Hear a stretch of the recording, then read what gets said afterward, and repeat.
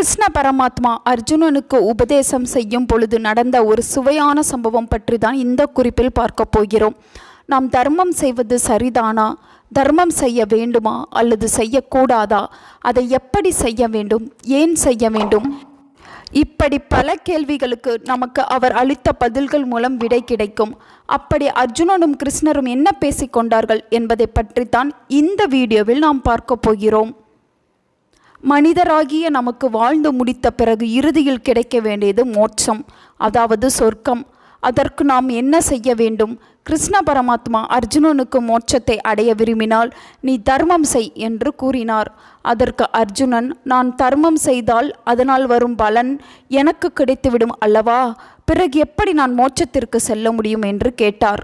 அதற்கு கிருஷ்ண பரமாத்மா, அப்படியென்றால் நீ தர்மமே செய்யாதே என்று கூறினார். புண்ணியம் செய்யாமல் இருந்தாலும் மோட்சம் கிட்டாது அல்லவா என்று கேட்டான் அர்ஜுனன். உடனே இப்போது நமக்கு குழப்பம் எழுகிறது அல்லவா? தர்மம் செய் என்கிறார்கள், செய்யாதே என்று கூறுகிறார். எதைத்தான் நாம் சரி என்று எடுத்துக்கொள்வது என மனம் குழம்பும். அதற்கு கிருஷ்ணன் அளித்த பதிலை கேளுங்கள். அர்ஜுனா, உனக்கு மோட்சத்தை கொடுப்பவன் நான் தான். நீ மோட்சம் செல்ல வேண்டும் என்றால் எனக்கு பிடித்ததை செய்ய வேண்டும், அதாவது புண்ணியம் செய்ய வேண்டும். தர்மம் செய்தால் புண்ணியம் கிடைக்கும். ஆனால் நீ செய்யும் பொழுது உனக்காக செய்யக்கூடாது. அதாவது நீ தர்மம் செய், ஆனால் நான் தான் செய்தேன் என்று மனதில் நினைக்காமல் செய். அப்படி நீ செய்தால் நீ தர்மம் செய்தாலும் அதன் பலம் உன்னை சேராது.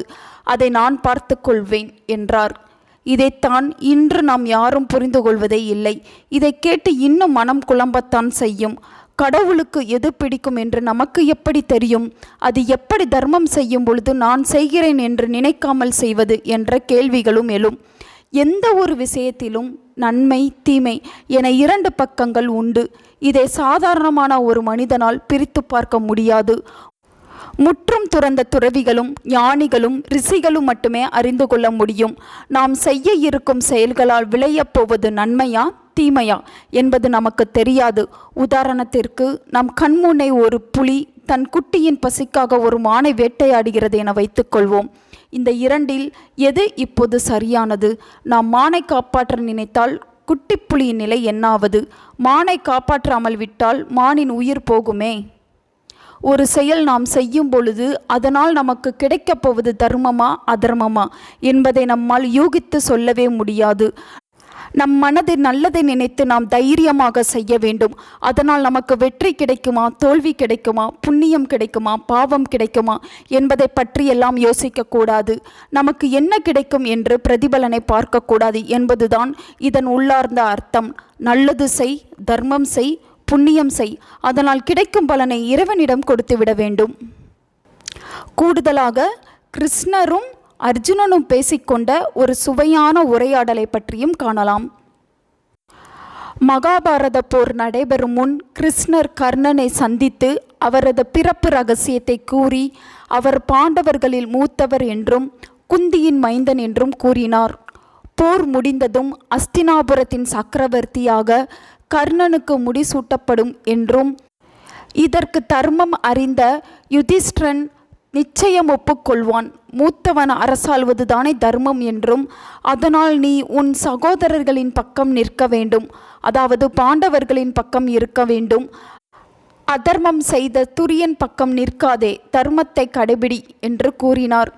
அதற்கு கர்ணன் கிருஷ்ணனிடம் தன்னை பற்றி வருந்தி கூறியது, எது தர்மமாகும் கண்ணா?